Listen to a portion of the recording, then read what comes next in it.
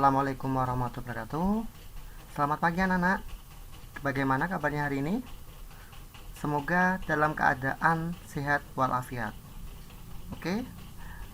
Berjumpa kembali dalam video visual matematika yang dalam kali ini membahas tentang relasi dan fungsi. Yang pertama, ada pengertian fungsi.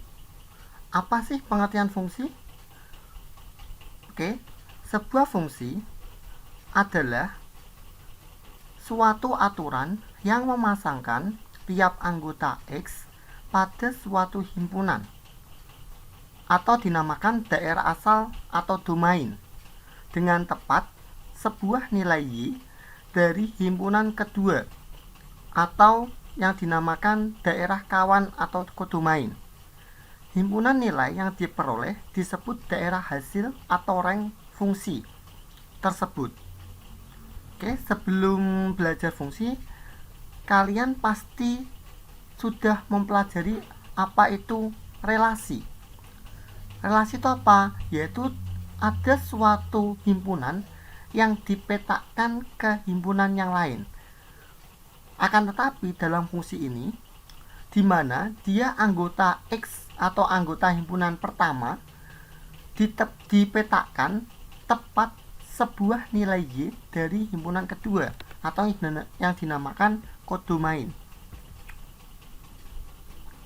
Untuk lebih memahami pengertian di atas, perhatikan contoh berikut. Nah, di sini ada dua himpunan. Ada himpunan A dengan himpunan B, di mana himpunan A1 dipetakan kedua ke himpunan B. Himpunan A2 dipetakan ke satu himpunan B. Himpunan A4 dipetakan ke dua himpunan B. Himpunan A6 dipetakan ke himpunan 5B. Yang dimana dalam himpunan A itu dinamakan daerah asal atau domain. Sedangkan untuk himpunan B dinamakan daerah kawan atau kodomain. Sedangkan hasil pemetaan dari A, yaitu ada 1, 2, 5, dinamakan daerah hasil atau rank. Oke, sudah jelas ya? Kita lanjutkan untuk materi selanjutnya. Dari diagram panah di atas dapat dilihat bahwa yang pertama, fungsi A ke B adalah relasi khusus yang memasangkan setiap anggota dengan tepat satu anggota di B. Yang kedua, di mana himpunan A itu tadi ada 0, 2, 4, 6 disebut daerah asal atau domain. Sedangkan himpunan B ada 1, 2, 3, 4, 5 disebut daerah kawan atau kodomain. Sedangkan tadi ada 1, 2, 5 disebut daerah hasil atau rank. Oke, selanjutnya kita belajar mengenai notasi fungsi. Ada yang tahu apa itu notasi fungsi? Ya, di sini dijelaskan bahwa fungsi atau pemetaan dapat dinotasikan dengan huruf kecil, yaitu ada F, G, H dan sebagainya. Ya, yang perlu jadi catatan adalah dinotasikan dengan huruf kecil. Oke, kita misalkan ada suatu fungsi yaitu yang memetakan dari X ke Y, dibaca F memetakan X ke Y, maka Y sama dengan Fx, dibaca sama dengan F dari X, digunakan untuk menunjukkan bahwa Y adalah fungsi dari X.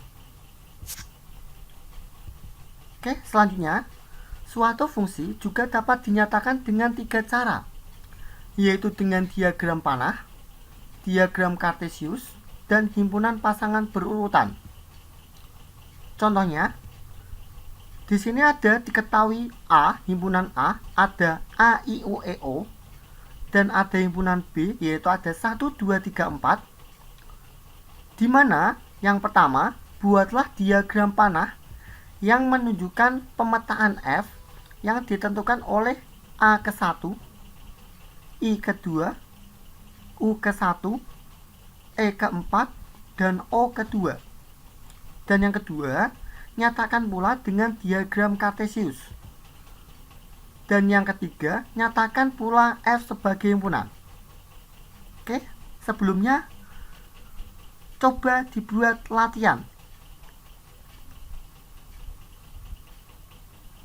Saya kasih waktu 2 menit.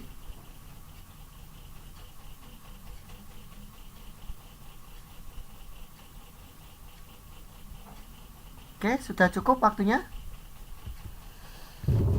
Di sini coba kita ulas bersama-sama mengenai jawaban kalian. Yang pertama, untuk menggambarkan diagram panah. Tadi untuk menggambarkan diagram panah, kita gambarkan dulu dua himpunan.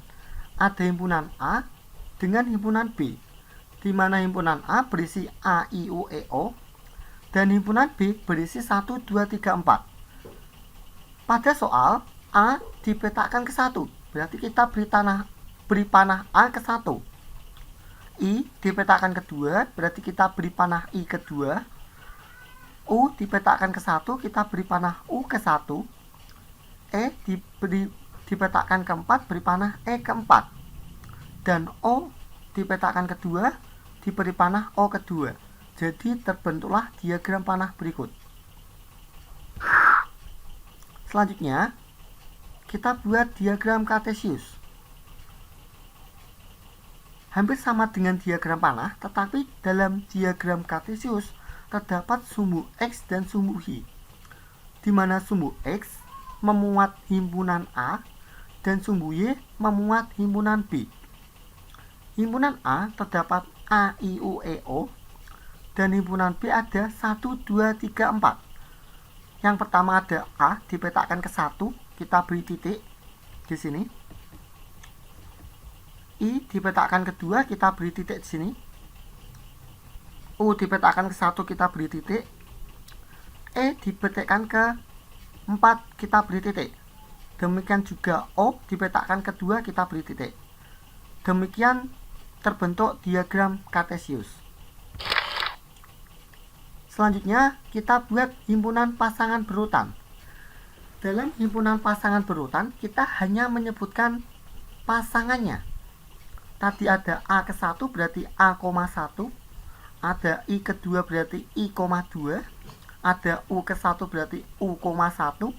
Ada E ke 4 berarti E, 4. Dan ada O ke 2 berarti O, 2. Selanjutnya, kita bahas tentang banyaknya pemetaan dari dua himpunan.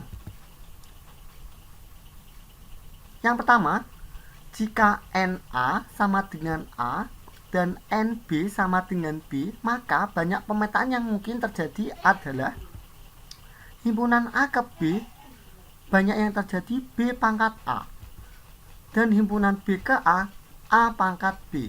Contohnya, berapa banyak pemetaan yang mungkin terjadi untuk pemetaan berikut? Yang pertama, dari himpunan A itu ada A dan himpunan B ada 1.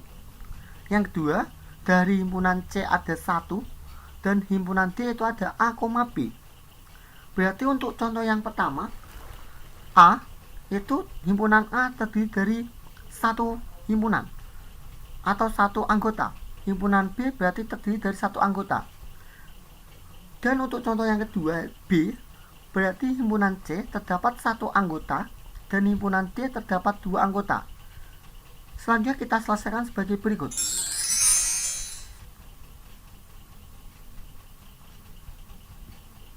Dan juga yang soal yang ke C, ada himpunan E itu adalah A, B dan F 1,1 saja.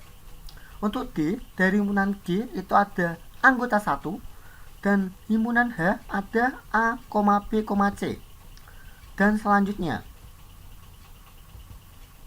nah kita lihat waktu pada soal A, NA nya 1, NB nya 1, sehingga banyak pemetaannya adalah 1 pangkat 1. Kita lihat NC berarti ada 1, ND-nya 2. Berarti banyak pemetaannya adalah 2 pangkat 1. Yang C, NE-nya ada 2, NF-nya 1, berarti pemetaannya apa? Berarti F pangkat E, yaitu 1 pangkat 2.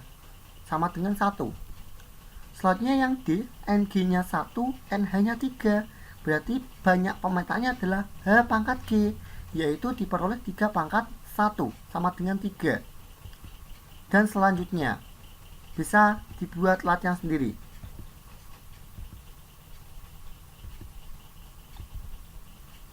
Oke, selanjutnya ada korespondensi 1-1. Kita umpamakan saja di dalam kelas ada 5 orang siswa, lalu guru memanggil mereka satu persatu untuk maju ke depan kelas. Kelima siswa tersebut adalah Dara, Indah, Gilang, Wulan, dan Amir. Kita bisa memisahkan himpunan siswa dengan nomor absennya menjadi seperti berikut, di mana B itu adalah Amir, Dara, Gilang, Indah, Wulan, dan himpunan A itu ada 1, 2, 3, 4, 5. Maka relasi dari kedua himpunan tersebut adalah nomor absen. Sehingga relasi dari himpunan A ke himpunan B dapat digambarkan dengan menggunakan diagram panah seperti berikut. Oke, kita lihat ya. Berarti Amir nomor absennya 1, Dara nomor absennya 2, Gilang nomor absennya 3, Indah nomor absennya 4, Wulan nomor absennya 5. Sehingga dapat disimpulkan bahwa syarat yang harus dipenuhi oleh suatu fungsi atau pemetaan untuk bisa disebut sebagai korespondensi 1-1 adalah jumlah dari kedua himpunan harus sama banyak, di mana NA harus sama dengan NB. Apabila NA sama dengan NB sama dengan N, maka banyaknya korespondensi 1-1 yang mungkin terjadi di antara himpunan A dan himpunan B adalah N faktorial, di mana N faktorial sama dengan N dikali N-1 dikali N-2 dikali N-3 dikali 4 dikali 3 dikali 2 dikali 1. Sebagai contoh, tadi dalam himpunan yang sebelumnya, di mana NA sama NB itu terdiri dari 5. Maka kita mencari banyaknya korespondensi 1-1 yang mungkin terjadi antara himpunan A dan himpunan B adalah 5 faktorial. Dapat kita cari sama dengan 5 dikali 5-1 berarti 4, dikali 5-2 berarti 3, dikali 5-3 berarti 2, dikali 1. Berarti harus sampai 1. Itu dinamakan N faktorial. Jadi didapatkan 5 dikali 4 dikali 3 dikali 2 dikali 1. Jadi didapatkan hasil 60 kemungkinan. Nah, di sini ada suatu soal. Berapakah banyak korespondensi 1-1 yang bisa dibuat dari himpunan C, yaitu ada himpunan huruf vokal, dan himpunan D, bilangan prima yang kurang dari 13. Ayo, siapa yang bisa? Nah, silahkan bisa dibuat latihan dalam buku tulis kalian. Oke. Selamat belajar, tetap semangat. Assalamualaikum warahmatullahi wabarakatuh.